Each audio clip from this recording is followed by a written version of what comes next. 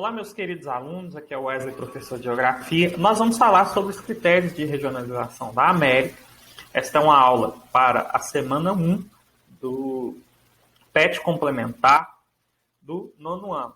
Preste bastante atenção, porque eu vou dar também orientações a respeito de como vocês vão fazer as atividades dessa semana. Então, vamos para a atividade. Nós temos aí dois critérios principais, que são o critério geográfico e o critério histórico, cultural e socioeconômico. Então, trazendo aí primeiro o critério geográfico, leva em conta a localização das terras do continente americano no mundo. Então, nós vamos observar aí, olhando pelo mapa, que a divisão geográfica, ela considera aí a divisão em três partes, né, da América, que é a América do Norte, a América Central e a América do Sul. Você tem duas grandes faixas territoriais aí, que são a América do Norte e a América do Sul, interligadas pela América Central, que é uma estreita faixa territorial aí. Outra informação importante que eu não coloquei aí é o fato de cada uma delas estar em uma placa tectônica. Então, cada um dessas regiões está numa placa tectônica diferente. Então, fica bastante simples nós diferenciarmos se nós pensarmos nessa questão aí das duas grandes faixas de território, né? Então, lá na América do Norte está os Estados Unidos, o Canadá e o México. Na América Central está um número grande de pequenos países, né? Uma faixa de terra aí, e você tem os países também do Caribe, que são pequenas ilhas, que estão aí no litoral, entre a América do Sul e a América do Norte. E ao sul nós temos uma outra grande faixa territorial que compõe a América do Sul, nos quais estão grandes países como Brasil, Argentina, Chile. Então nós temos aí basicamente aí o critério regional, o critério territorial, ok?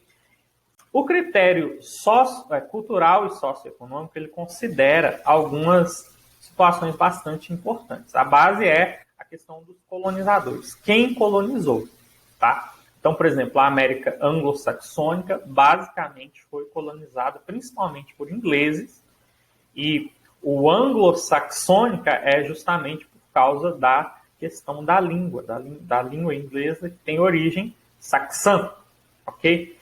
Por exemplo, o Canadá tem regiões que foram colonizadas principalmente aí por franceses. Francês é uma língua latina. Então, aqui nós temos muito mais o fator cultural predominante e social, socioeconômico, do que somente a questão da colonização, né? Apesar dos franceses serem uma língua latina, nós temos aí uma questão socioeconômica. Ao sul, nós temos os países que foram colonizados principalmente por espanhóis e portugueses. Apesar de nós termos aí franceses, holandeses, e termos inclusive a Jamaica, que foi uma colônia inglesa também. Então, aqui está também o critério mais socioeconômico, uma característica mais social do que basicamente somente a questão dos colonizadores. Trazendo aqui uma discussão bastante interessante, que às vezes pode ficar até conflitante entre professores de história e professores de geografia, é a questão de a América anglo-saxônica, ela é desenvolvida, ela tem um alto padrão, né, econômico, um alto padrão de desenvolvimento, porque foram colônias de habitação. a América Latina, por sua vez, foram colônias de exploração. Esse é um conceito bastante discutido e provavelmente, por exemplo, na aula de história, basicamente no sétimo, oitavo ano em história, vocês aprendem que não é bem assim, né? Isso é um mito histórico de que se, por exemplo, se o Brasil fosse colonizado por ingleses, nós seríamos um país desenvolvido. Muito pelo contrário. Ou não dá para precisar isso, na verdade. Por quê? Você tem os Estados Unidos colonizados pela Inglaterra, mas você tem a Jamaica também colonizada pelos ingleses, né? Os Estados Unidos colonizados por ingleses e a Jamaica, ao mesmo tempo, colonizadas por eles. E a Jamaica não é um país desenvolvido, não é uma potência econômica mundial. Então, existem diferenças nesses fatores aí, existem fatores históricos que diferenciam que não só a questão da colonização por habitação ou colonização por exploração. Então, é importante nós esclarecermos isso, porque isso é fonte, né, de uma discussão bastante interessante. Então, vamos lá. Tratando aí especificamente da América Latina, nós temos países que foram principalmente colonizados por portugueses e espanhóis, lá na expansão marítima do século XV, XVI. O território compreende do México, né, trazendo aí toda a América Central até a América do Sul, né, toda a América Central e Caribe com a América do Sul. Então, o Brasil está incluído entre os países latinos. A questão de Latina, né, de América Latina, é a questão da origem das línguas, né, da origem da língua espanhola e da língua portuguesa, que é justamente a língua latina. Diferencia-se da América anglo-saxônica pelo critério aí, dos colonizadores, mas também pela religião predominante, pela questão socioeconômica, o desequilíbrio socioeconômico da população, muitos dos seus habitantes vivendo abaixo da linha da pobreza, né, a extrema dependência do capital estrangeiro. Os países da América Latina caracterizam-se, em geral, pelo baixo nível de desenvolvimento econômico. Então, são países em desenvolvimento, são países que têm aí a predominância na economia, muitas vezes, do setor primário, né, que é o setor extrativista. Então, são países que não se desenvolveram, que ainda estão em desenvolvimento, ou são países pobres, né, trocando em miúdos aí. A América anglo-saxônica, por sua vez, nós temos aí os dois países, Canadá e Estados Unidos, que basicamente foram colonizados por ingleses, né? Apesar de ter a presença de franceses aí na questão do Canadá, ter até hoje uma província que busca a sua independência, que é a província de Quebec, que, né, diferencia-se muito do resto do Canadá, colonizado aí, habitado por pessoas de origem inglesa, mas nós temos aí predominantemente aí o protestantismo como religião, o alto índice de industrialização, o alto índice de desenvolvimento econômico. Então, nós temos aí esses dois países da América anglo-saxônica que destoam do resto do continente americano.